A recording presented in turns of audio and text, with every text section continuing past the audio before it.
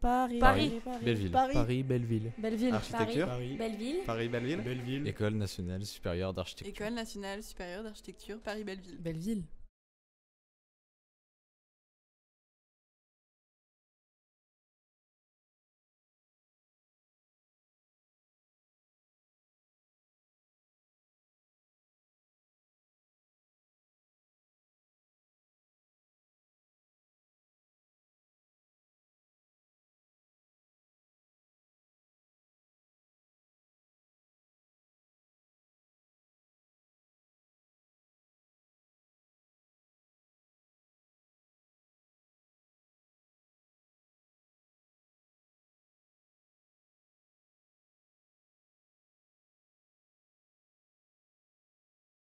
Bien, bonsoir tout le monde. Il faut que je parle comme ça, d'accord. Donc je recommence. Bonsoir, merci d'être venu. C'est toujours un peu perturbant pour un libraire de délocaliser ses rencontres hors de la librairie. Donc je vais être un peu protocolaire. Ceux qui viennent de temps en temps à la librairie n'ont pas l'habitude. Je suis plutôt un peu rustre comme garçon. Donc, mais là, c'est pour la bonne cause. Donc je remercie évidemment l'école de nous accueillir et d'avoir été réactif sur cet événement important. Et elle a été au cours de sa petite histoire, parce que la dernière fois qu'on est venu ici, c'était avec David Harvey, une sorte d'happening assez étonnant. Donc merci à l'école de nous accueillir. Merci évidemment à Dominique Carré d'apporter sa confiance à notre modeste établissement pour cette rencontre. Merci à Fabienne, qui est élément très important, qui va assurer la traduction simultanée. Merci à Françoise Fromonot, la vedette de cet établissement, qui va questionner Alex MacLean avec moi. Et évidemment, ça a l'air de rien, mais c'est une petite légende qui est devant vous. Il n'y en a pas beaucoup, des petites légendes de leur métier, de leur travail, qui vient vous présenter son dernier ouvrage par ce diaporama, ce livre qui s'appelle Impact ou Impact. Mon anglais est trop pourri, donc je ne vais pas insister. Et on va regarder ça. Juste un petit rappel. Donc Alex MacLean est un photographe aérien qui sévit là-dessus depuis plus d'une vingtaine, près de 30 ans. Il vous racontera même comment il fait ses photos à travers son petit Cessna, parce qu'il est aussi pilote. Donc tous les livres, à mon grand regret, de Alex MacLean certains ne sont plus disponibles sur le marché du livre, mais donc il a photographié le territoire. On pourrait le qualifier d'une certaine façon, moi je peux me permettre, d'une sorte d'anti-Yann Arthus Bertrand, c'est-à-dire qu'il a beaucoup regardé le territoire transformé par les individus. Et il a fait de longs reportages là-dessus, sur évidemment les terres agricoles repris par le pavillonnaire, les parkings, les centres commerciaux. C'est toujours des photos très spectaculaires, très esthétique, mais au-delà de la qualité esthétique qui nous procure, c'est un vrai point de vue. Et vous savez, le libraire, c'est un commerçant. Il faut qu'il trouve toujours des petits gimmicks pour vendre un bouquin. Et je dis souvent, des fois en 2-3 photos, ça vous règle presque d'un an d'études d'urbanisme à l'université, tellement c'est efficace et spectaculaire. Mais vous allez voir tout ça. Donc la séance va se faire en 2-3 temps. Je ne peux pas reproduire ce que je fais à la librairie, mais on va tenter de le faire. Donc Alex MacLean, que je remercie chaleureusement, va vous passer un diaporama, une sélection de photos que vous retrouverez évidemment dans le livre, mais qu'il va commenter. Il y aura un petit jeu de questions-réponses avec Françoise et moi, et évidemment, on va faire circuler le micro, parce que ça se veut convivial, et vous pourrez aussi lui poser les questions. Et puis, dernier temps, le libraire est un commerçant, ne l'oubliez pas. Donc, les livres sont là, tel une rockstar, il vous le dédicacera si vous le souhaitez. Merci à tous. Alex, c'est à vous.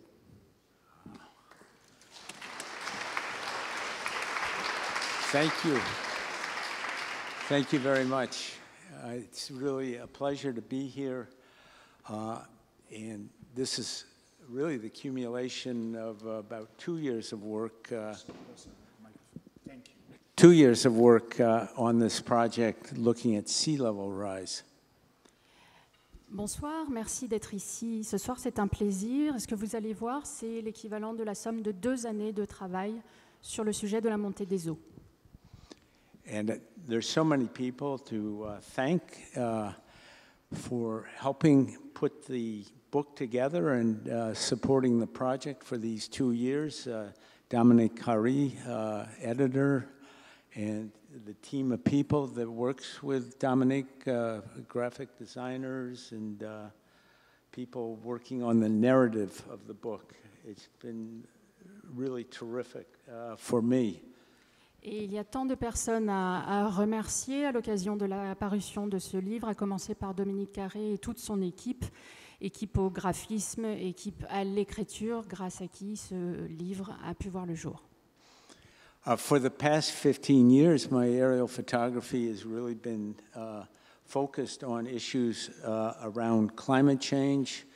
We did a book over looking at the American landscape and sort of the excesses and land use patterns that really exacerbate climate change on the American landscape. Au cours de ces 15 dernières années, j'ai beaucoup travaillé en photographie aérienne avec un accent particulier sur le changement climatique et j'ai beaucoup travaillé sur les changements apportés au paysage en raison de l'utilisation excessive des terres. After this book, we did a book together, Dominic and myself, on New York rooftops. And the idea of this book, for me anyway, was to look at something more in a positive light, especially for Americans, looking at the potential of 30% of New York's footprint, which is rooftops, and various ways rooftops could be dealt with to reduce the impact of climbing temperatures, but also making the city more livable as far as providing outdoor spaces for the residents, reducing heat loads through white roofs, and energy production through solar collectors. So we did a general survey of various rooftops around New York City. Et par la suite, avec Dominique, nous avons travaillé sur un deuxième ouvrage sur les toits de New York. L'idée était alors de faire quelque chose de différent et d'apporter un éclairage et une vision un petit peu plus positive des choses et d'étudier 30% de l'empreinte carbone de New York qui se situe sur les toits et ces toits qui peuvent être utilisés pour réduire les effets du changement climatique, pour atténuer ses impacts et aussi pour rendre la ville plus vivable en créant des espaces extérieurs, des espaces que les résidents puissent utiliser, en faisant baisser les températures et en utilisant par exemple des capteurs solaires. So after this project, I still wanted to work on climate issues and I wanted to work on a theme. And one of my big frustrations in the U.S. is the amount of climate denial there is among so many people, especially in this era with our new president who doesn't believe in climate change. It's just very frustrating. Et j'ai souhaité, après ça, continuer à travailler sur la question du climat. Et il y a une thématique qui m'a toujours énormément frustrée aux États-Unis, c'est le déni face au changement climatique, surtout depuis que nous avons ce fameux nouveau président qui ne croit pas au changement climatique et au dérèglement climatique. So I thought at the time that sea level rise would be a very good project in the sense that you can't deny that sea level rise is happening. It's been happening for 100 years, very gradually, and it's a continuation. And so with that, I thought maybe surveying the East Coast and the Gulf Coast and looking at the potential impacts of sea level rise in the coming future. Et j'ai pensé que le sujet de la montée des eaux pouvait être un bon projet, car ce n'est pas quelque chose que l'on peut nier, puisqu'elle est visible, et elle est à l'œuvre depuis au moins un siècle, elle est graduelle, elle est continue. Et donc j'ai pensé qu'un examen minutieux de la côte Est et du golfe du Mexique me permettrait de montrer l'impact potentiel sur l'environnement. it was a topic that I can't say that I was expert at or really knew that much. I hadn't spent that much time flying the coast and looking at it. It was much different than sort of issues around urbanism and land use patterns and energy. And the project over 2 years, I'd learned quite a bit just by being out and observing and photographing along the coastline. Et je ne peux pas dire qu'à l'origine j'étais expert ni spécialiste en la matière, mais avec le temps, au bout de 2 années de travail, j'ai beaucoup appris en observant et en survolant en avion donc les zones concernées. So, with that, it was really just going out and exploring and seeing what was out there and what conclusions you could make. I wasn't even sure how you could show sea level rise, really, because it happens so gradually. And it turns out so much of it is the exposure that we will have as climate and the seas rise. And so perhaps best is to show some images here of different issues that you do see along the coast. And the intention in the end was really to wake people up to the impending, I think, disasters that are going to happen over the coming years along the coastline. Et donc, je me suis lancée dans un travail d'exploration en me posant la question de comment montrer ce phénomène graduel de montée des eaux. Et je me dis que ce soir, le meilleur moyen d'en parler, c'est peut-être de vous montrer des images et de montrer les problèmes liés au littoral. Mon intention, en fin de compte, étant de sensibiliser le public à ce qui est, à mon sens, un désastre imminent qui va arriver dans les quelques années à venir. And with that, you're putting into place policies, both personal and government policies, to reduce the carbon emissions in our country and change many of our behaviors. And as we know, we have to really do this very quickly now. L'idée étant de changer les politiques et de changer les comportements, donc tant au niveau individuel que gouvernemental, dans l'objectif de réduire les émissions carbone et d'engendrer un changement le plus rapide possible. I think in the 2 years that I've worked on this project, climate change is really, the Americans have become much more aware of the impacts of climate change. We're now, when the project started, we called it climate change, and now it's really acknowledged as a climate emergency and that we really do have to take quick action. Lorsque j'ai commencé le projet il y a 2 ans, je pense que le changement climatique en tant que thématique n'avait pas la même place. Aujourd'hui, aux États-Unis, beaucoup plus de gens sont conscients de la question. Et d'ailleurs, au début, on parlait de changement climatique. Aujourd'hui, on parle davantage d'urgence climatique.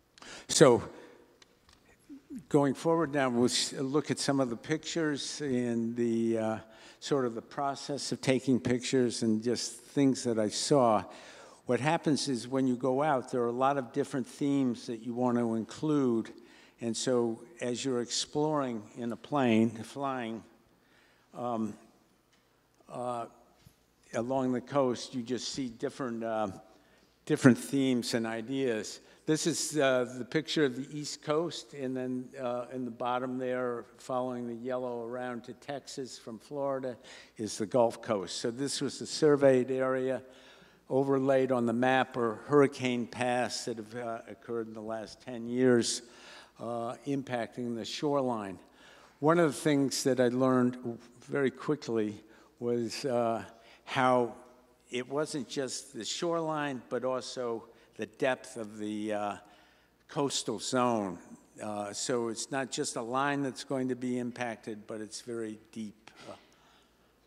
Donc, on va parler du processus photographique et des thèmes que j'ai été amenée à inclure dans mon travail au fur et à mesure de mes sorties et de mes survols en avion.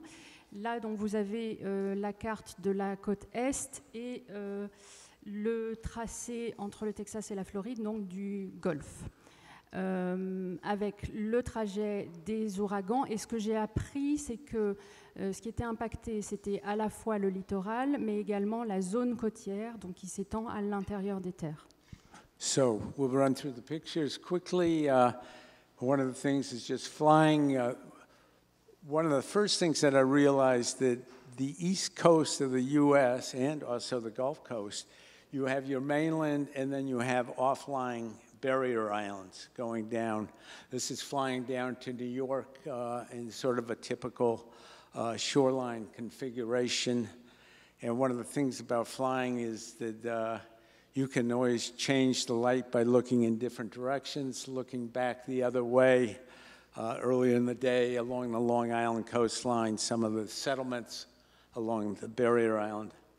Et donc là, ce sont des photos de la côte Est en remontant en direction de New York, donc des photos assez typiques du littoral avec leurs barrières d'îlots. Et l'avantage de la photographie, c'est selon le positionnement que l'on prend par rapport à la lumière, on obtient des rendus très différents. And then the dynamics of the shoreline, so much of the East Coast are sand barrier islands, and you can see how fluvial they are, moving with the tides and the currents. Et donc, en remontant la côte Est, le littoral ressemble à ça, c'est-à-dire beaucoup de dépôts alluviaux en fonction des marées et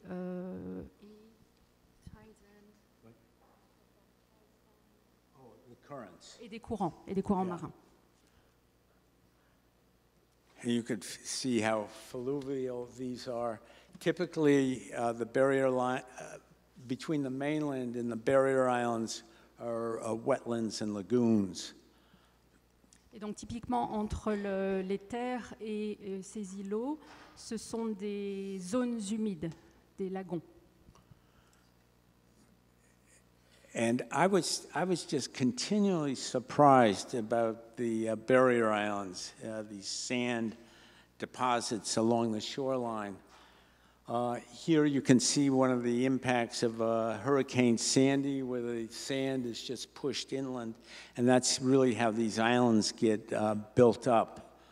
Ici, on voit le résultat, l'impact de l'ouragan Sandy avec le sable qui est repoussé à l'intérieur, et c'est ainsi que se forment ces îlots. And here you can see one of the breaches where the storm ruptured the island and the sandbars inland coming into the bay. Et là, on voit toujours impact de l'ouragan, la rupture dans la barrière de sable et l'eau qui passe entre les deux îlots. And right there is a boat that can give you a sense of the scale of the pattern. Et on voit un bateau, une embarcation, ce qui vous donne une idée de l'échelle. Now the coastline, when you're in the northern part, in Maine, this is a glaciated landscape, and it's really scraped right down to the rocks. So here, the impact of rising sea level as far as the stability of the landscape is quite stable. Donc là, on est sur le littoral, la partie nord vers le Maine, donc ce sont essentiellement des roches, et l'impact de la montée des eaux, pour l'instant, est encore ça reste assez stable. And this contrasts greatly to the Gulf Coast with the wetland islands going out into the Gulf. A lot of these islands, when you look at the aerial map, they show wetlands and land there, but it's already gone. It doesn't line up with the maps. Et donc, par opposition, là, des images donc, du Golfe avec ces zones humides. Quand on regarde les cartes et les photos aériennes, les zones humides et les terres se confondent. C'est déjà plus d'actualité. A typical barrier island here in the foreground. They put a cut here so the inland marinas and fishing fleets can get out to the ocean. And then the other part of the barrier island is inhabited. This is parkland. Et donc là, une barrière typique avec une ouverture, une césure qui a été faite là-haut pour laisser passer les pêcheurs. Et l'autre portion en haut est habitée. But you can see that the buildup on these barrier islands, which are really very unstable, is quite amazing. This is in New Jersey, north of Atlantic City. Et là, on voit, donc on est dans le New Jersey, au nord d'Atlantic City, la concentration assez incroyable des constructions, alors que le sol est instable. And you can see the incredible density on these barrier islands. Donc des densités très fortes. It's quite amazing. Here you can see some of the linkage of the bridges joining the islands as well as to the mainland. Et là-haut, on voit les ponts qui relient les îles à l'intérieur des terres. And in Miami, built right up to the shoreline, the apartment buildings, this is north of Miami. Et ici, le nord de Miami, donc, qui est construit jusqu'à l'extrême limite du littoral. And this is sort of the lifestyle along the coast. And it's one of the discouraging things that you sort of see, that everyone's sort of oblivious of their role in how we use energy and, the disaster that they're on the edge of. Et voilà le mode de vie que ça donne, qui est décourageant, parce qu'on a l'impression que chacun oublie son rôle et sa responsabilité dans l'économie de l'énergie face au désastre imminent. Just huge excesses with the size of the engines and the boats. Et donc même chose avec la taille des moteurs, la taille des bateaux, toujours dans l'excès.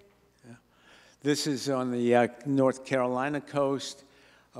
It's really an image in part about the settlement pattern. If you look carefully in the foreground are trailers, the original people that came here living very simply, not wealthy because it's farther away from the centers.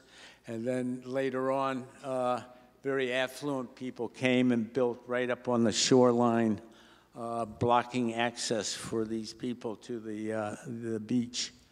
Et là, on est en Caroline du Nord, où on voit l'organisation territoriale, c'est-à-dire au premier plan, vous avez les caravanes, donc des gens pas très riches qui sont venus s'installer là, et au fur et à mesure, des maisons de plus en plus importantes, de plus en plus riches et imposantes, qui bloquent l'accès au littoral. And this offers a nice comparison between the built areas on these barrier islands and what the natural area looks like.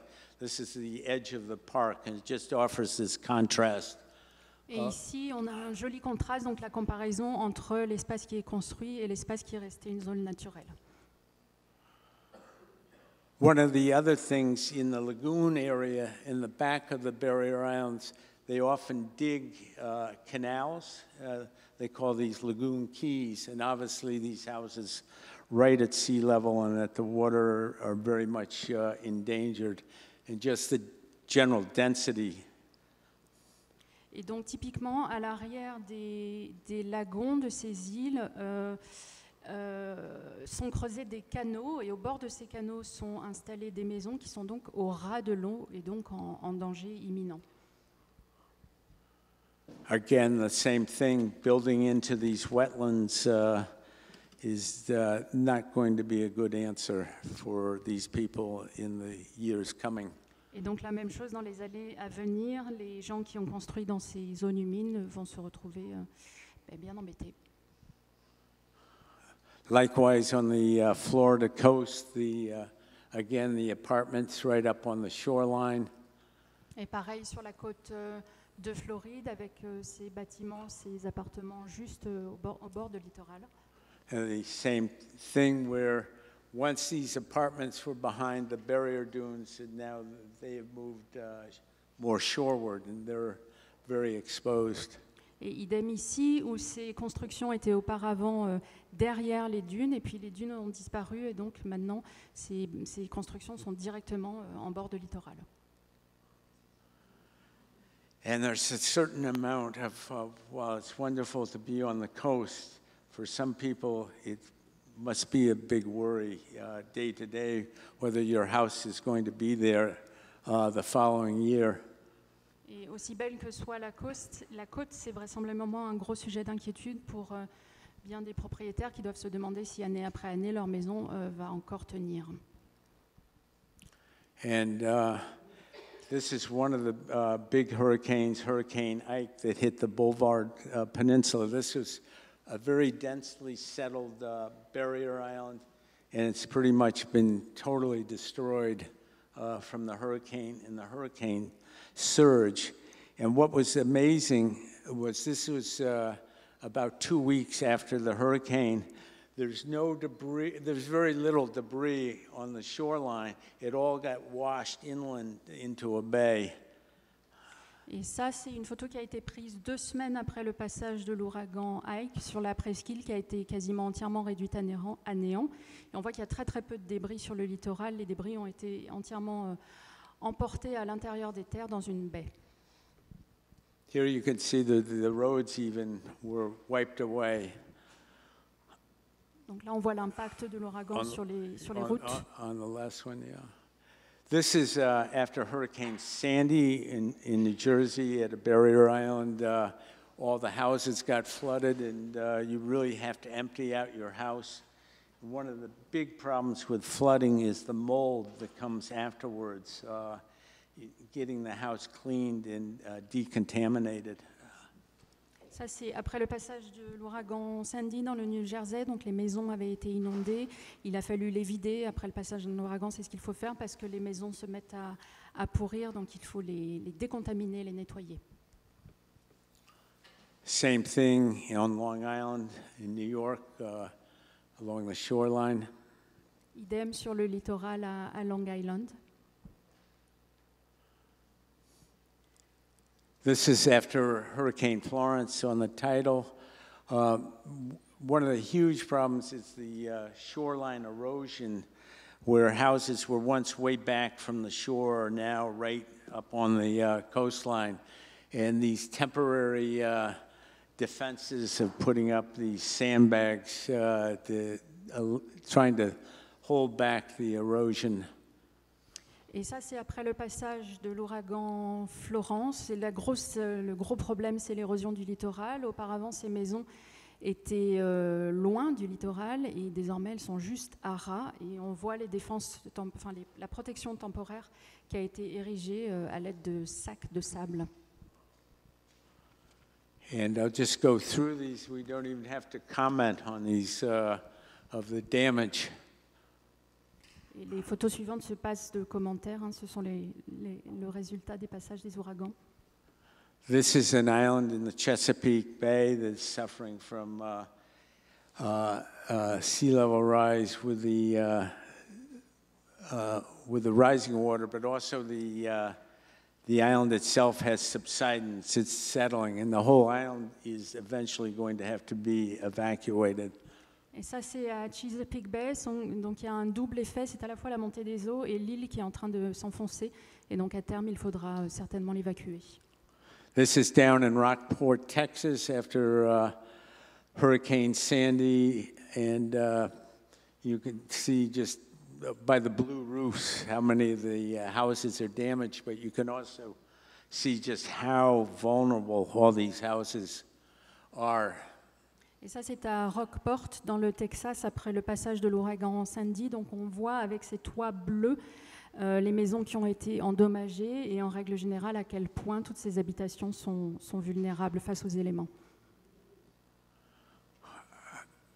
Another aspect with the erosion, you think of sea level rise being a problem at sea level, but it's really here and typical along the coast is the problem of erosion with these houses about to fall off the cliff.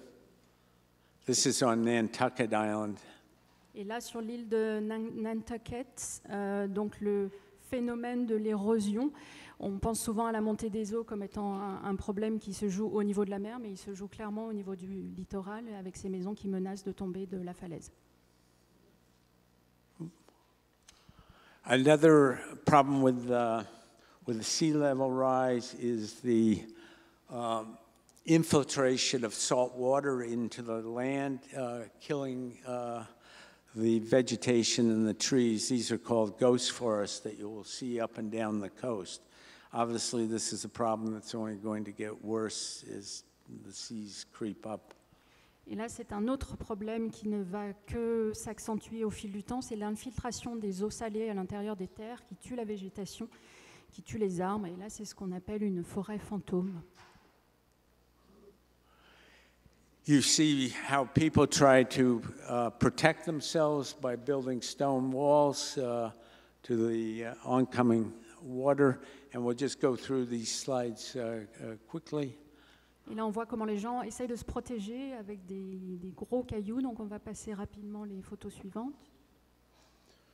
One of the strategies is hardening the coastline. And what happens often is the water is reflected back. And so when you build a stone barrier, you often lose the beach that was in front of you. It just gets washed either downshore or back out into the sea. You can see how the water is just coming back off the wall there. Et donc, il y a une première stratégie qui consiste à renforcer le littoral. Et donc, lorsqu'on pose des cailloux comme ça, en fait, on va perdre la plage puisque le sable est emporté par le mouvement de l'eau.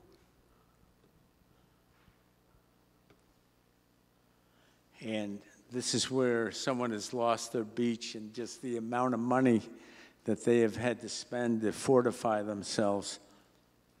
Et donc là, c'est le cas de figure où la plage a disparu et où les habitants ont dépensé des sommes faramineuses pour fortifier, renforcer le littoral.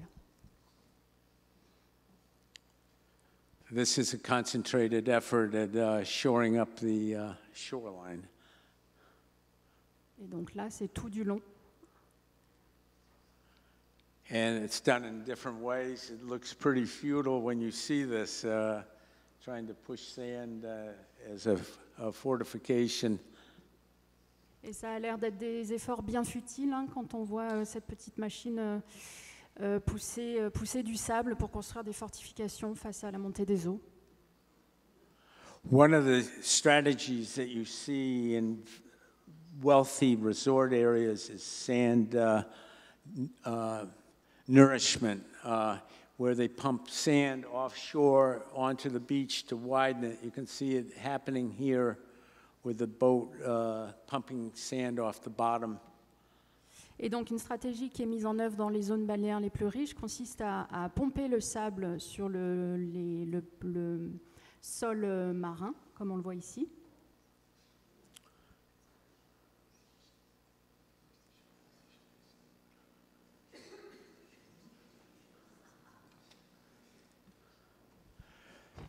One of the things with sand nourishment is that it's not that stable. What's happened here is they've applied sand on the north end of this picture, or the top of the picture, and it has been washed down the beach, widening the beach where it wasn't even applied. Et donc là, le problème de cette technique, c'est qu'elle n'est pas stable. Là, on voit tout en haut, au nord, le sable a été appliqué, sauf que le mouvement de l'eau a de nouveau fait partir le sable. I couldn't figure out what the channels were, and what it is the street drains where the water comes out at the edge of the beach. But then as the sand came down, the water cut the channels going to the ocean.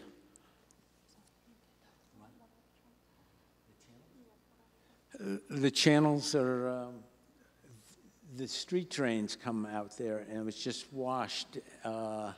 See, at the beginning is where the street drains came out. Donc les eaux de pluie sont évacuées par là et descendent dans les canaux. Right. So you can sort of see the progression. It was unplanned, for sure.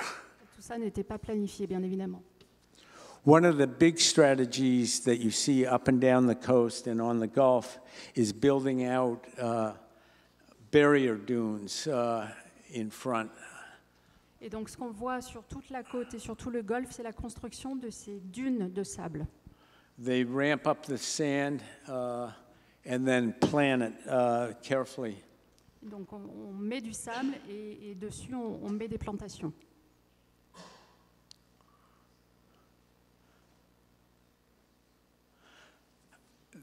That strategy where you use vegetation and a natural process, they call this the living seashore, and it's a general strategy that that is now being implemented in many different ways. One is planting oyster beds to dampen the wave impact and erosion along the shore, and when you see it, it looks very minuscule, at least from the air. But it's a general strategy. Et donc c'est un processus naturel qui consiste à reconstruire un littoral vivant. Et là on voit par exemple avec l'intégration d'huîtres. What they hope to do is have mollusks of oysters, and they grow up and they keep up with the sea level, growing about 3 inches a year. Et donc les huîtres croissent en même temps que la montée des eaux de l'ordre de 5 cm par an. So that in the sand dunes with the barrier dunes growing vegetation, it's an ongoing process. Et donc ça, ce sont des processus qui sont en œuvre, les dunes recouvertes de végétation. But we talked about the coastal zone. This is in New York, one of the inlets coming, and so you can see it's just not New York City that's getting flooded, but it's all the area around New York City that will eventually suffer from storm surges. And this area did suffer very much from Hurricane Sandy. Et donc là, nous sommes à New York et on voit bien que ce sont les zones autour de la ville qui à terme seront inondées. Ça a été pris après l'ouragan Sandy. And you see so much infrastructure along the coastline that's very vulnerable. This is a wastewater treatment plant for Atlantic City. They've already built a barrier around it, and so it's going to just be costing constant money going forward. Et là, on est sur le littoral à côté d'Atlantic City. C'est une usine de traitement des eaux. On voit qu'elle a été entourée d'une protection, d'un mur, qui va coûter de l'argent au fur et à mesure qu'il faudra le reconstruire. A big energy plant down in the Gulf, right at sea level. Les usines au niveau de l'eau, à hauteur de l'eau, dans le Golfe. It's a big natural gas plant for exporting natural gas. C'est une usine d'exportation de gaz naturel. And typically, power plants are located right along the coast to use the water for a cooling source. And here, it both for bringing the water in and discharging it out into the bay. Et donc, typiquement, les usines sont en bord de littoral pour utiliser l'eau de refroidissement. Donc, l'eau entre et puis l'eau est rejetée dans la baie. Les eaux usées sont rejetées. Likewise, you see this with a number of nuclear plants up and down the coast, located right at sea level rise. Donc pareil pour les usines nucléaires qui sont tout du long de la côte, qui sont vraiment à hauteur, à niveau de l'eau. And infrastructure, this is the main railroad track that goes from Boston down to Washington. In many places, it goes through wetland areas like this. And so there will be not only disruption of the train service between Boston, Washington, and New York, eventually we'll have to relocate this, which will be very difficult to do in the northeast corridor that it's so dense. Donc ça, c'est la ligne de train qui relie Boston à Washington, qui passe à beaucoup d'endroits dans des zones humides. Donc à terme, il va y avoir des problèmes de réseau et à terme, il va surtout falloir relocaliser le circuit du train, le passage du train. And even the amount of money spent on these barrier islands to move people from one island to another, it's really in part the highway department trying to satisfy the tourist industry, and in part also to evacuate the islands. But it does seem like foolish money, in a sense, to be spending on this type of infrastructure. Et là, on voit les quantités astronomiques d'argent qui sont utilisées, liées au réseau autoroutier, à la fois pour que les gens puissent se déplacer et puis pour les évacuer. Et ça semble être un projet bien fou que de construire tout ça. And so that is sort of a general picture of some of the things you see along the coastline, and you can see so many problems and so much money that's going to have to be expended. Et donc voilà, vous avez vu un petit peu un panorama de ce qu'on peut voir tout au long du littoral et des problèmes qui se posent et de tout l'argent qu'il va falloir débourser pour y faire face.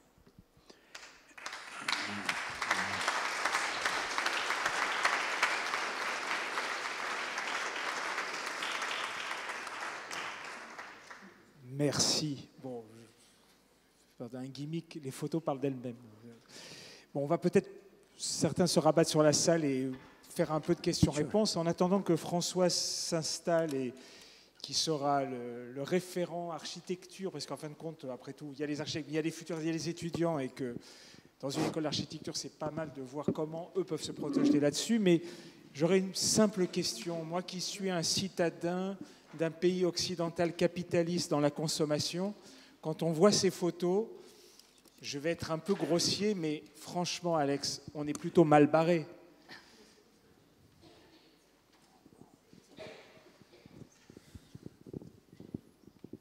It works. It works?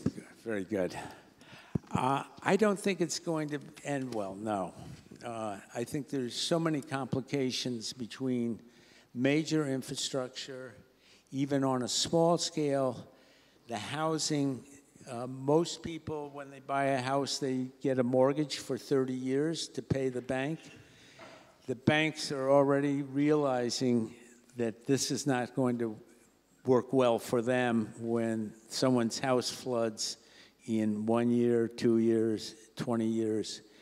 And the thing is, the risk analysis was really based on the present time. They'll say there's a 1% chance your house will flood in a year, and you take that over 30 years, that's quite a high percentage. But when you look at sea level rise going up at an escalating rate, it's really not going to work well. And so the banks are starting to sell their mortgages back to the government, who will insure them. So I think the beginning of the economic reality of what this is all going to mean is going to start really escalating. Et effectivement, ça ne va pas très bien se terminer. C'est-à-dire que tout ça est très compliqué. Il y a les infrastructures à la fois à grande et petite échelle. Si on prend l'exemple d'une habitation, quelqu'un va acheter une maison et s'endetter pendant 30 ans auprès d'une banque. Et les banques commencent à se rendre compte qu'au bout de 1, 2, 10, 20 ans, les maisons sont inondées. Et lorsqu'elles procèdent à des analyses de risque, c'est dans le temps présent. Donc 1% de chance sur 1 an d'avoir une inondation, c'est un chiffre qui grimpe de manière exponentielle sur 30 ans. Et les banques commencent un peu à rétropédaler et à revendre les prêts au gouvernement. Donc on est face à une réalité économique qui est en train de changer. There's one other aspect to that too, is your homeowner's insurance, which you need, is really escalating fast because the insurance companies are now starting to reassess the risk. Et de la même manière, les assurances que les propriétaires sont tenus de contracter sont en train de monter en flèche parce que les compagnies d'assurance sont bien en train de se rendre compte que le risque est de plus en plus important. Et ces questions-là, c'est des questions qui sont invisibles. Les questions assurantielles qui sont fondamentales, les questions d'emprunt que vous venez d'expliquer. Et en regardant ces images qui sont absolument extraordinaires dans la mesure aussi où elles sont aussi puissantes en petit qu'en grand, vous verrez en voyant le livre, c'est qu'elles fonctionnent à toutes sortes d'échelles de vision. On voit bien que le credo, c'est que voir, c'est comprendre quelque part. Et je me demandais si vous pourriez nous dire le rôle que vous assignez à ce livre. Comment voyez-vous? Parce qu'on voit bien que vous êtes une sorte de lanceur d'alerte par votre art, qui est celui de l'image. Comment l'avez-vous construit pour remplir, enfin, et quel rôle lui assignez-vous? The mission of the book was, as I said, one is to start dealing with the reality of climate change and what you see along the coast. And we know that sea level is going up as the ice sheets, land-based ice sheets melt, and thermal expansion of the ocean also causing sea level rise. It's really to start addressing the realities of climate change. And too often you would hear the fires in California were just, it's an anomaly, it happened this year because it was dry. The floods in the Midwest, well, it doesn't always flood, and this is just an anomaly. And so this all sort of feeds into the climate denial. And so I thought sea level rise is so tangible. The only thing I really didn't fully appreciate is how easy it was to actually show the impact in the future. I was surprised. Par ce livre, c'est ce que je vous disais tout à l'heure, je voulais faire face à la réalité du changement climatique et à la montée des eaux, qui est le résultat conjugué de la fonte de la couche de glace et de l'expansion thermique des océans.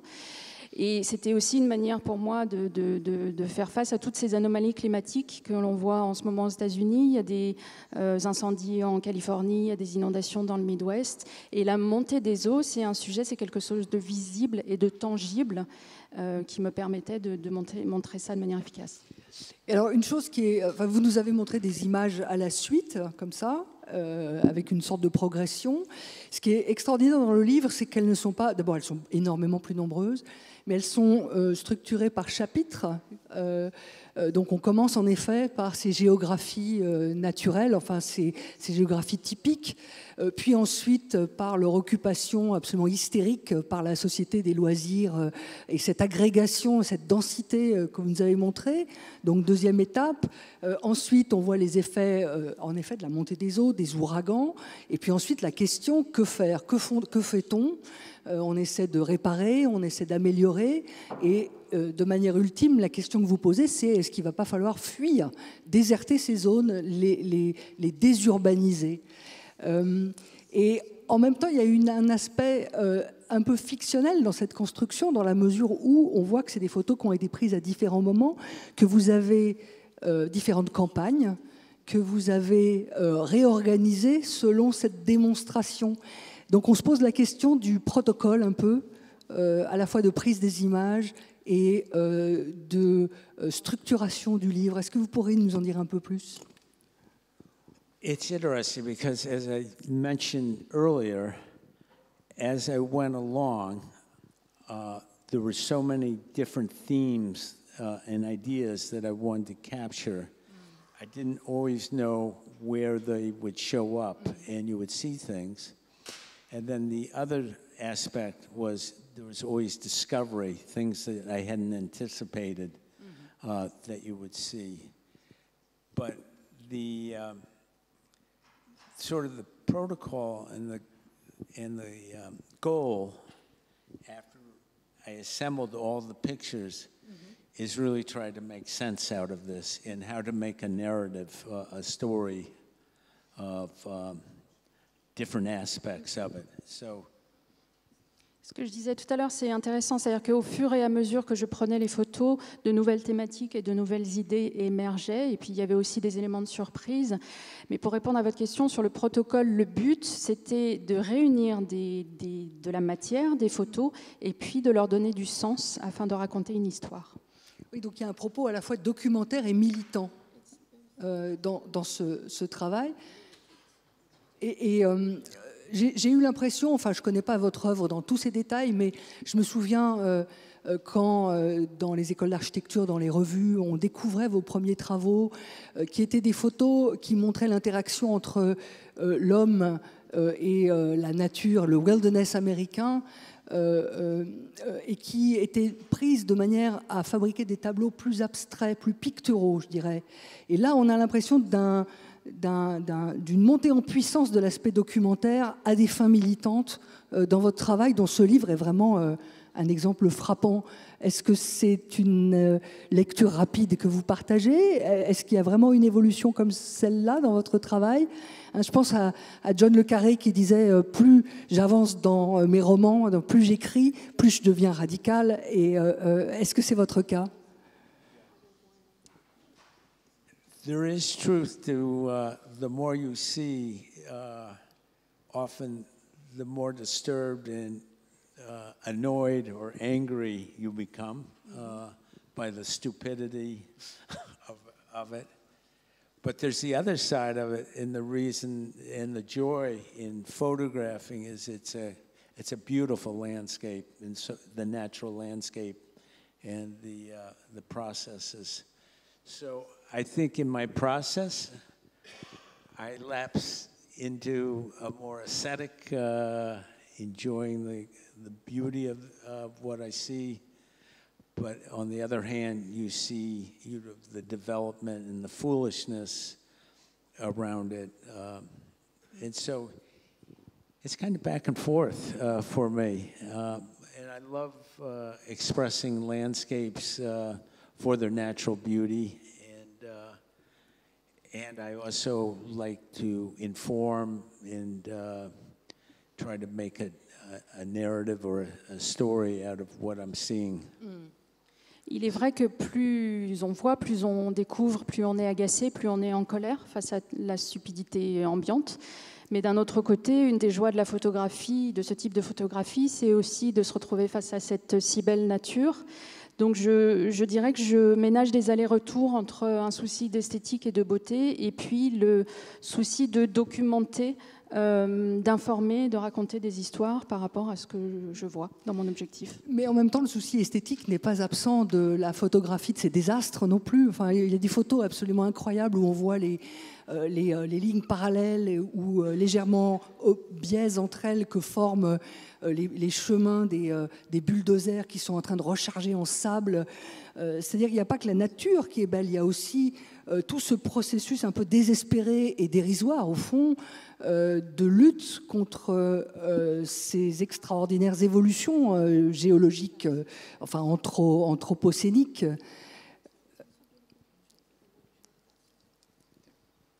This is true sometimes. I feel like there's a lot of lessons to be learned from the perspective of the aerial to see a larger environment, and is one of the pleasures as a photographer, very satisfying, is to be able to show a lot of this things that I myself didn't know, and to be able to photograph and capture that and share it with others is a very satisfying thing as a photographer. And likewise, to be able to show the aesthetic and the beauty of nature and natural processes is equally, if not more so, gratifying. Il y a beaucoup d'enseignements à tirer du point de vue que l'on a lorsqu'on prend des photographies aériennes, c'est-à-dire cette capacité de voir en grand. Et c'est satisfaisant, et c'était satisfaisant pour moi de montrer ce que moi-même j'ignorais, que j'allais découvrir en prenant des photos et de pouvoir le partager. Et alors, vous avez étudié, vous avez une formation d'architecte, je ne sais pas si tout le monde le sait, vous avez étudié à Harvard, et vous m'avez dit hier, quand on discutait à déjeuner, que vous avez fait 1 an d'études de paysage en parallèle de ces études, toujours à Harvard. Et on a discuté du coup de ce grand paysagiste américain qui visiblement a eu beaucoup d'influence sur votre formation et sur la manière dont vous prenez des photographies, cette idée de dégager ces patterns du territoire depuis une vue aérienne et de dénoncer, ou en tout cas déjà de montrer le hiatus entre ce que ces territoires devraient permettre à l'homme de faire et ce que l'homme y fait en contradiction avec ses lois internes, qui est une des grandes théories de Yann Macquart, qui est un paysagiste qui n'est pas très, très connu en France, en Europe continentale. Est-ce que vous pourriez nous dire un petit peu comment cette formation, qui évidemment dans une école d'architecture résonne très fortement, est-ce qu'elle a une influence telle que j'essaie de la décrire rapidement sur votre travail ? Est-ce que ça a été fondateur pour vous, cette pensée à la fois d'investigation par l'écologie territoriale naissante dans les années 60, des relations entre l'homme et le territoire, et puis la manière dont vous en êtes emparé en tant que photographe, architecte au fond? Sorry, it was a very long question. No, it's a good question. Ah, good. And it definitely had a tremendous impact on the way I went about photographing.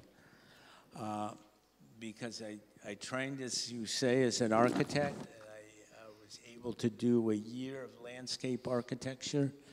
And they called it the Omnibus Studio for the landscape architects the first year because it encompassed so much different things. But we did more regional large-scale planning based on Ian McHarg's work, evaluating landscapes for its different features from soils, topography, climate being the main factors which really shape landscape and determine its use to the finer details. And it was at a time you have to realize before the internet, before global Google Earth type imaging was available to you, and McHarg was using acetate overlays. Mm-hmm. And we were cutting edge because we were plotting this digitally and doing digital printouts with X's and O's and I's overprinting to make different densities on a printed output map. C'est une très bonne question. Oui, ça a eu un impact immense sur ma manière d'appréhender la photo. J'ai donc étudié ce type d'architecture pendant 1 an à Harvard. C'était plutôt à un niveau paysager régional où on travaillait sur le sol, sur la topographie, sur le climat. Et il faut bien se représenter que c'était avant Internet, c'était avant les images de Google Earth. Et on travaillait donc sur des couches d'acétate, c'est ça ? Oui. Des couches d'acétate. Et c'était à l'époque une technologie dernier cri, puisqu'on faisait des impressions numériques sur des cartes pour travailler sur la densité des sols. So taking this background, and then I also worked with a very famous landscape historian, J.B. Jackson, who was very influential too. He drove around on a motorcycle and documented the landscape on the ground, and I took classes or special studies with him. And he was very supportive of using visual material to explain landscapes. Oh, there. Et Sorry. Donc ça, c'est la formation que j'ai eue à l'origine. Et puis j'ai aussi travaillé avec l'historien J.B. Jackson, qui a exercé une énorme influence sur moi. Lui, il avait une moto et il se baladait comme ça pour rendre compte et documenter le paysage. Et avec lui, j'ai suivi des cours particuliers. Et entre la vue verticale des plans de McHarg, des cartes, et la vue à moto, c'est-à-dire à ras du sol, de J.B. Jackson, vous êtes dans une sorte d'entre-deux. Vous êtes dans une photo aérienne vue à vol d'oiseau, à vol d'avion, oblique, avec des angles différents, j'imagine des zooms différents. Quelle est pour vous la pertinence de cet angle de vue, enfin, par rapport à ces deux modes d'expression du territoire que vous venez de rappeler de votre formation, cette idée de la vue à vol d'oiseau qui est assez ancienne dans l'histoire de la représentation, comment est-ce que vous la voyez la plus adéquate à montrer ce que vous voulez montrer, à savoir ces surveys, cet aspect documentaire du territoire? I would say that's true because for me, the aerial photography was not so much, map-based and just arbitrary as to how it was framed, but it was really illustrative to tell stories. Whether you would fly high to show a town in its regional context, or go down to show a public square and the materials and the facades of the buildings around it. It seemed to me at the time, shooting with 35 millimeter, this illustrative photography, it was just so easy to inform and pass information along, and it was very versatile. It was a powerful tool. Some offices had their set ways of how they would do a presentation. They would do certain maps and certain perspective drawings. And there were others that would really recognize the power of this to go to public meetings and explain to a larger audience. Because at the time I was at school, we were really moving away from the master architect who sort of said, this is the way it is, where architecture started to become very participatory, where you really, if you were doing a school or a building or a public facility, you really had to go to the people that it was serving and explain what you were doing. And this was a very quick way of informing people of the context of your project. Effectivement, l'avantage de la photo aérienne, c'est que c'est très illustratif. Ça permet de raconter des histoires, que ce soit pour montrer une ville dans son contexte ou se rapprocher, zoomer sur une place publique, zoomer sur une façade. Et le 35 mm, comme ça, est un format très versatile. C'est un outil très puissant. Qui permet d'informer. Et à l'époque, on s'éloignait un peu de la connaissance pure et dure des architectes pour exercer une architecture davantage participative, où lorsqu'il y avait des projets de construction, on allait voir les gens, on allait à la rencontre des gens, des personnes concernées. Et ce type de photographie était une manière très efficace de montrer les projets. Et peut-être une dernière remarque comme ça, avant peut-être de passer le micro à la salle. Hier, vous me disiez que vous n'aimiez pas les drones. Aujourd'hui, on a des moyens extraordinaires de voir la Terre de dessus. Les drones, évidemment, qui sont pilotés d'en bas et où l'image subit toute une médiation. Mais que par contre, vous utilisiez beaucoup Google Earth. Oh, yes, I do use... Google Earth and Google Maps was first, and it's tremendously helpful. My feeling about drones is actually it's an excellent tool for visualizing. It sort of has democratized the aerial photography, so it's a tool that we can all, the populace can generally use. I think people are more familiar now with looking at aerial perspectives than they are before. And the other reason, obviously, for drones is that it's carbon neutral, being electric and low energy. So it's ultimately, I think, a great technology, and I can see myself using it. For this project, I don't and this is where I've tried to take my photography, is where it's exploring and discovering and covering large landscapes, being able to move out across waterways into the Outer Banks. So, I think there's still a good reason to do what I do, but not for everything. Okay. Yeah. Effectivement, j'utilise beaucoup Google Earth, Google Maps, c'est très utile. Les drones ont aussi leur utilité. C'est un excellent outil pour visualiser, puis c'est un outil qui a permis de démocratiser la photographie aérienne, qui a aussi l'avantage d'avoir une empreinte carbone neutre, d'être électrique et très peu gourmand en énergie. Mais pour la photographie que moi j'exerce, ou en tout cas pour ce projet-là, peut-être qu'il y avait une ampleur qui nécessitait les outils que moi j'ai mis en œuvre. Alors, vous l'avez sous la main. Donc ceux qui ont des questions, n'hésitez pas, on a encore 15 minutes. On est loin d'avoir fait le tour de la question, hein. C'était une petite amorce. Et c'est pas une interro, hein. On peut... Enfin, allez, quelqu'un se jette à l'eau. Allez, je vous passe le micro. Merci. Faut coller ça. Oui, bonsoir. Est-ce que vous pouvez nous en dire un peu plus sur la manière dont vous effectuez vos prises de vue? Est-ce que vous faites ça avec des hélicoptères je ne me rends pas compte en fait de l'importance de l'équipe qu'il peut y avoir autour de vous. Sure. Primarily, I use a fixed-wing aircraft with a single engine, with a wing that's above the cockpit.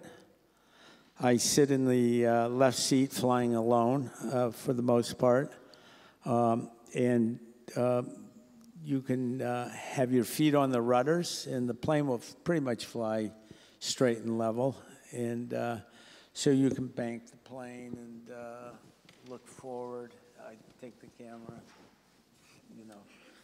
fly the plane.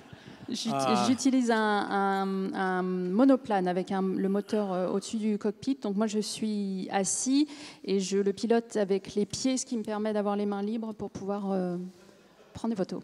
And so I use 35 millimeter format equipment, lenses from 24 millimeters up to 400. I sometimes use 500, but that's the general range. And so that works very well. It's quick. I use 2 camera bodies,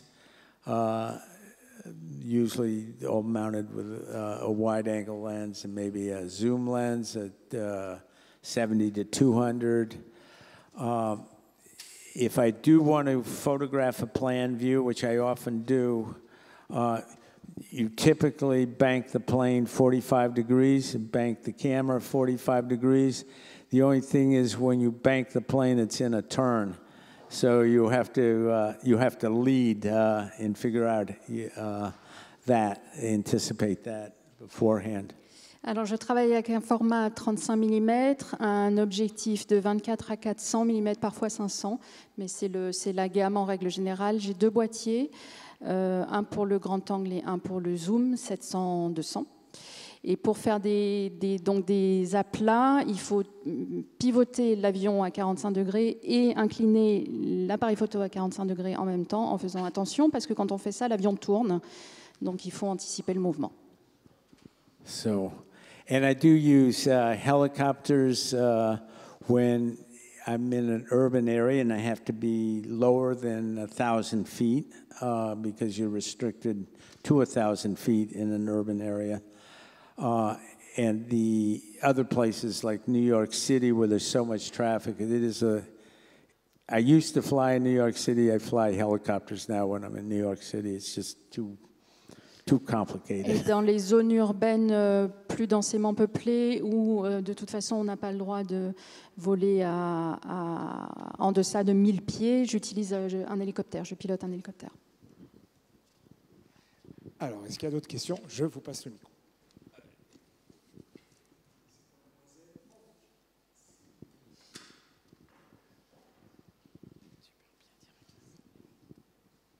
Bonsoir. Vous parlez de New York et des villes côtières et moi je me demandais en fait, est-ce que la conscience de cette montée des eaux est présente d'après vous?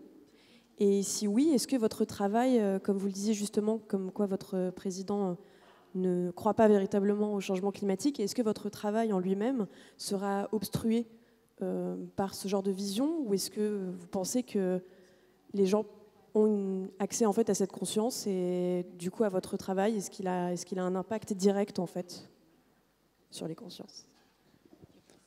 No, I would say to answer the last part of your question, it's wonderful how free the space is and to be able to photograph. There are very few restricted areas that you aren't allowed to go and photograph. Those would be military areas, maybe in Nevada, where they're doing some kind of testing and stuff like that. But even restricted areas, you can get exceptions to go and photograph. It's very open, the space. It became very hard and more difficult after 9/11, some of your access. But as far as the air traffic control, they treat you like they treat an airline as far as being able to let you get into places. They realize you have a mission to do, and the space is democratically sort of distributed among the users. Non, c'est un espace de liberté que j'aborde comme bon me semble. Il y a quelques zones interdites, notamment des zones militaires, notamment dans le Nevada. Ça a été un petit peu plus difficile de se déplacer après le 11 septembre, sans quoi le contrôle aérien me laisse accéder comme un avion classique en fait, et sait que je fais un travail et me laisse le faire. I think I missed the first part of your question. Oui, en fait.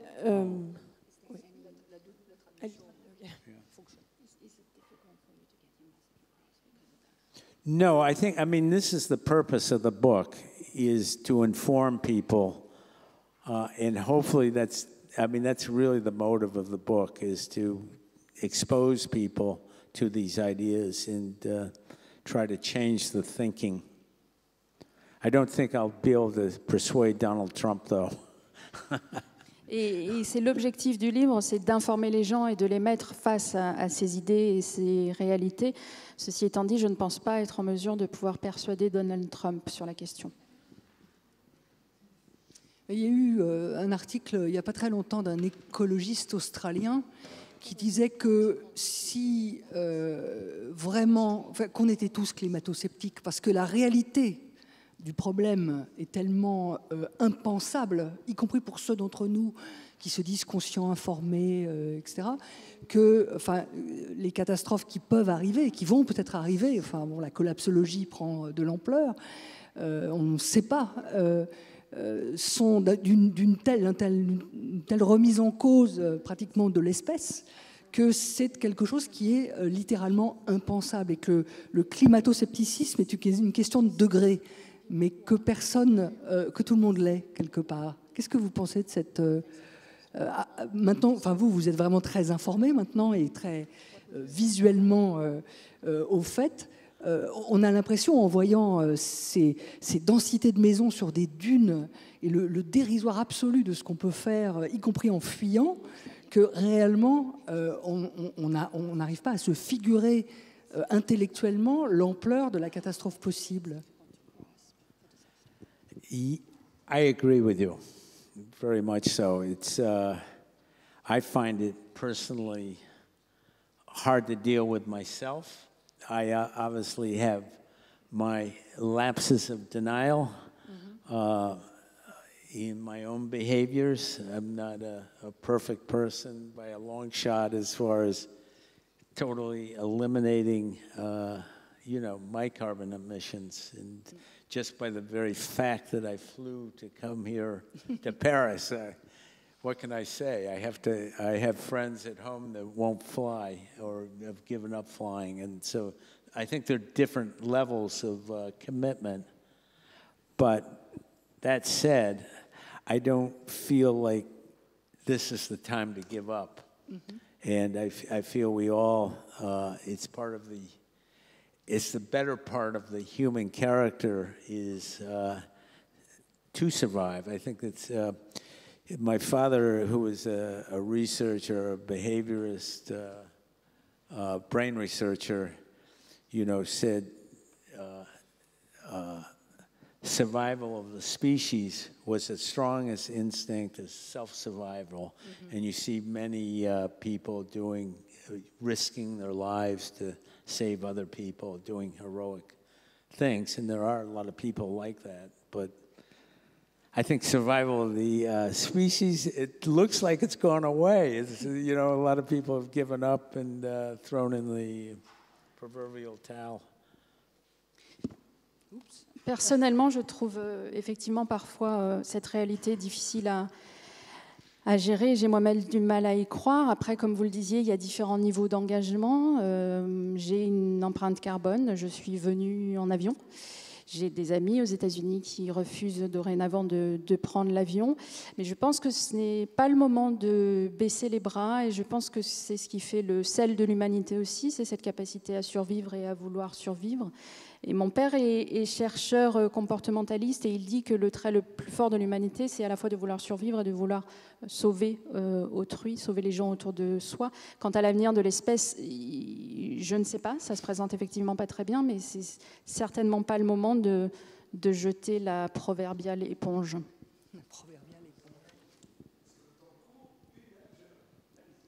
Merci. Avant tout, merci pour la conférence. Vous avez mis en avant dans le diaporama la destruction d'écosystèmes urbains ou non d'ailleurs, et vous avez eu l'opportunité d'observer pendant un laps de temps suffisamment long ces écosystèmes pour observer potentiellement un retour des populations dans les zones détruites. Et est-ce que vous avez l'opportunité de nous raconter votre ressenti face à ces sites qui sont inoccupés ou alors réoccupés après l'impact? L'impact. Après l'impact.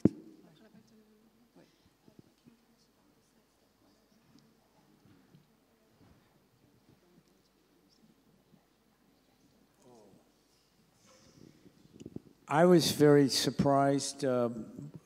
The photograph that I showed of the completely devastated area in Texas on the Boulevard Peninsula, I came back after Hurricane Sandy, and it was green again, and there were houses coming back, and it just, it did seem like some craziness. One of the things, though, that you did notice in those photographs that there were houses that survived and that were still there. And there was definitely different categories of houses by age that were built stronger to resist the storm. This doesn't mean that this is a good area to build in, but definitely as architects, there are better building codes and structural strengths that will make housing resistant, both the glass, the roofs. Often when I fly in a hurricane area, it's apparent that there's buildings that have been built to a higher standard that come through a hurricane unscathed, while houses right around them are just flattened. Et je suis retournée dans la zone détruite que j'ai montré, la photo du Texas. J'y suis retournée après l'ouragan Sandy et j'ai constaté que la végétation revenait, c'était de nouveau vert et qu'il y avait des maisons qui sortaient de terre. Et puis certaines maisons, on le voit sur les photos, qui ont tenu bon. Et cela montre que selon les époques, selon les architectures, les habitations sont plus ou moins solides. Après, ce n'est pas souhaitable pour autant de reconstruire dans ces zones-là, mais on voit bien qu'à certains endroits, le verre a tenu, les toits ont tenu, et que les standards et les normes de construction se varient énormément, et donc on réagisse différemment à l'impact.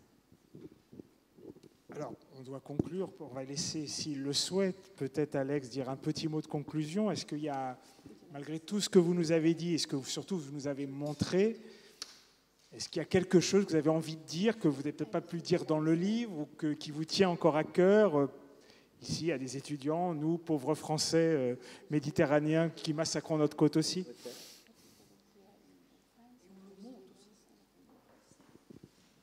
Oh, well, a couple of things. One is I would like, again, to thank all the people that helped bring this book to reality. I have to say, I would tell people I'm doing this book, and I wouldn't really quite believe that it would actually get done.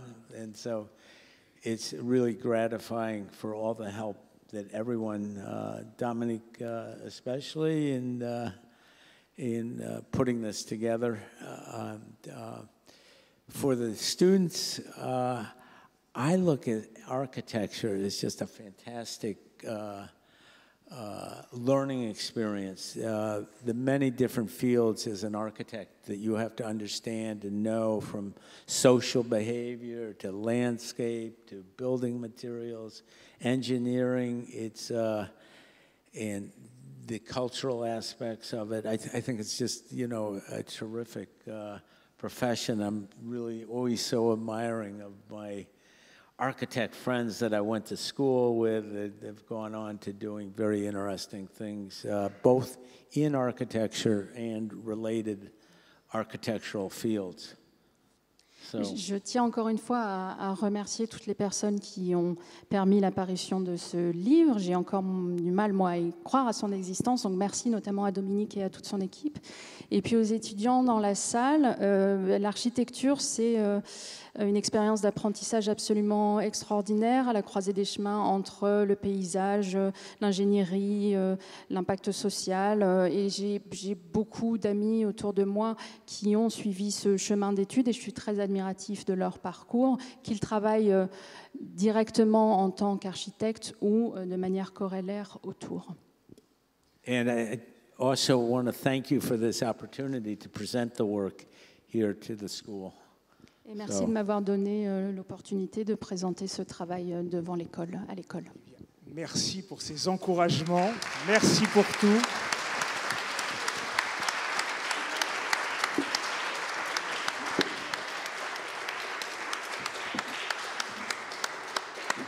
Merci évidemment d'être venu écouter Alex MacLean. Merci à Françoise d'avoir animé ce débat avec talent. Merci Fabienne, franchement, un grand bravo pour la traduction. Dernière chose, mon gimmick habituel, le libraire est un commerçant, ne l'oubliez jamais. Donc le livre est là, Alex MacLean, on a un petit coin de table juste à l'extérieur pour qu'on soit un peu plus confortable, si vous le souhaitez. Eh bien venez, il vous dédicacera ça. Encore un grand merci à tous et les rencontres de la librairie, c'est en ligne. Merci à vous.